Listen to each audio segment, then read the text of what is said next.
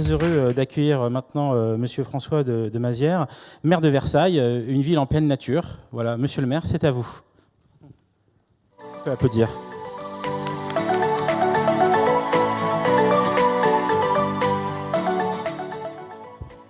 Bien, d'abord, je voulais remercier Vincent Ducré pour ses initiatives. Je pense que c'est important que l'on se revoie régulièrement sur tout ce que l'on peut imaginer pour la ville. Au fond, nous avons vécu, et Vincent le rappelait tout à l'heure, le ministre aussi lors de son intervention, on vient de vivre une véritable révolution. Il y a eu cet été, il y a une prise de conscience incroyable. Mais cette révolution, elle a été suivie à la rentrée. Depuis ce début du mois de septembre, on voit une prise de conscience des collectivités aussi de l'enjeu financier. Parce que vous avez tous entendu parler de ce qui est arrivé pour les piscines verts-marines.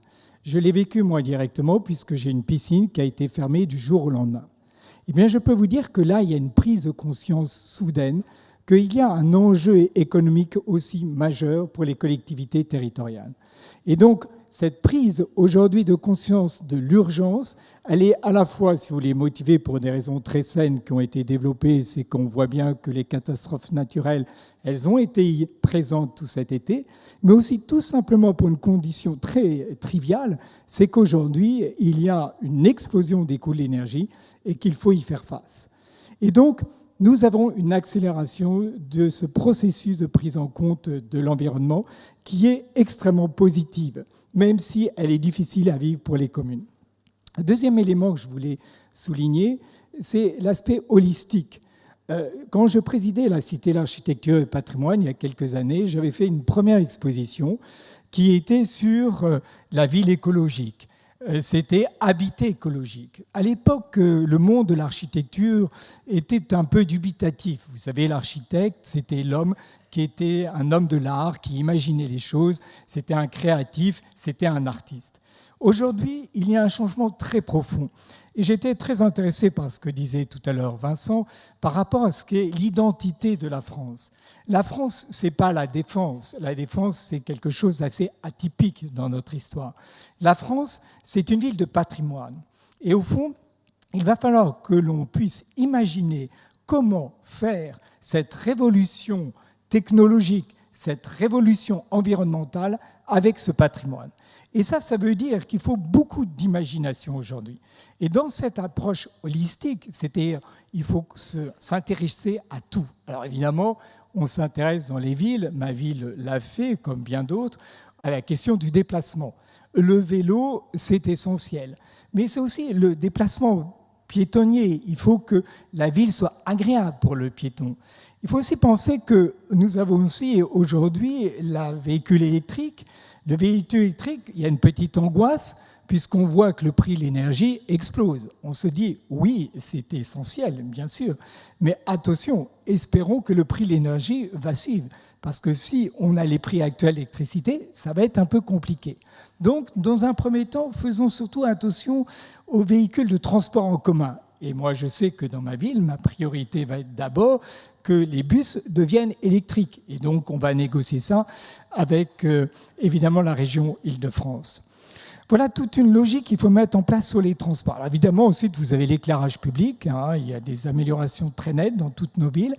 Il y a aussi la question de la ville-nature, la renaturisation de la ville, la présence de l'arbre dans la ville. Dans ma ville, nous avons un plan arbre, nous sommes très dynamiques en ce domaine, mais il y a des tas de villes qui font la même chose. Là aussi, attention, il y a une sorte d'engorgement maintenant.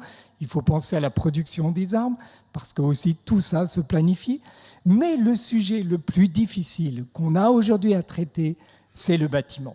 Je peux vous dire que dans toutes les villes, avec cette prise de conscience de l'urgence et de l'urgence financière, budgétaire, que nous donne ce qui s'est passé cet été et l'explosion du prix de l'électricité, la question numéro 1 pour nous, c'est comment on va pouvoir isoler nos bâtiments.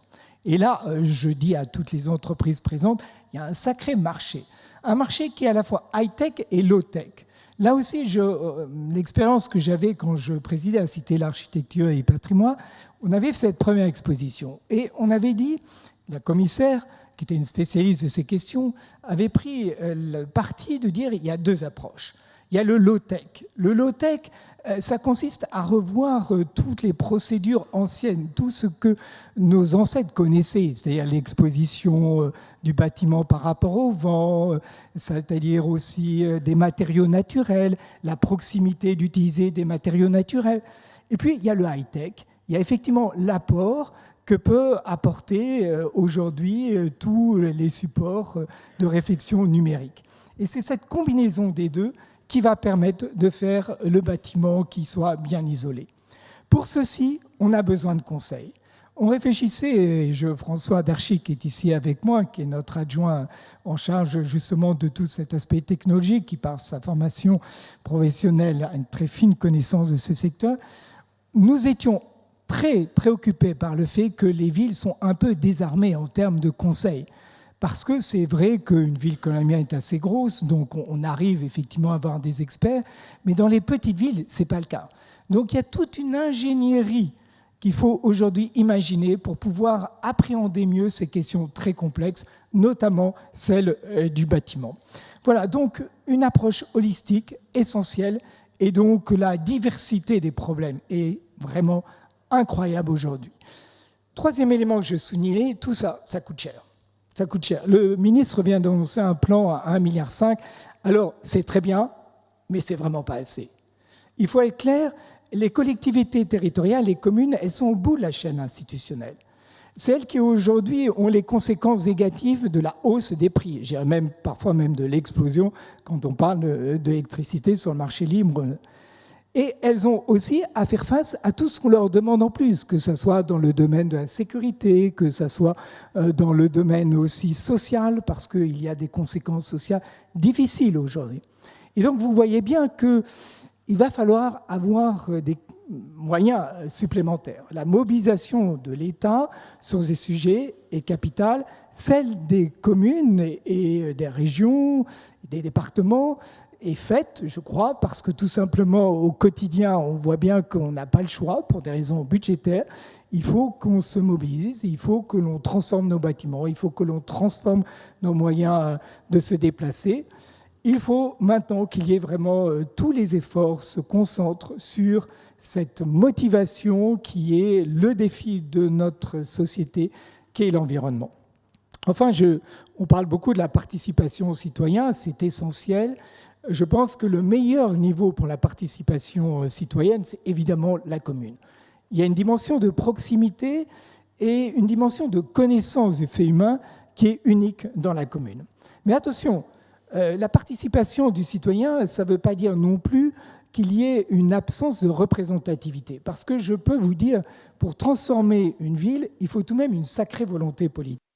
La participation du citoyen, elle doit être assez, je dirais, intelligente. Il ne faut pas que l'on parle de participation du citoyen de façon un peu facile, un peu démago. Il faut qu'il y ait vraiment des échanges constructifs.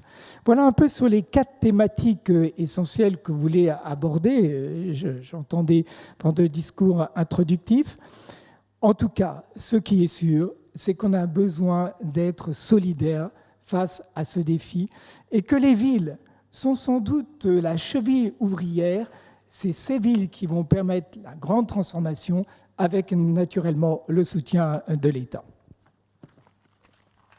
Merci beaucoup.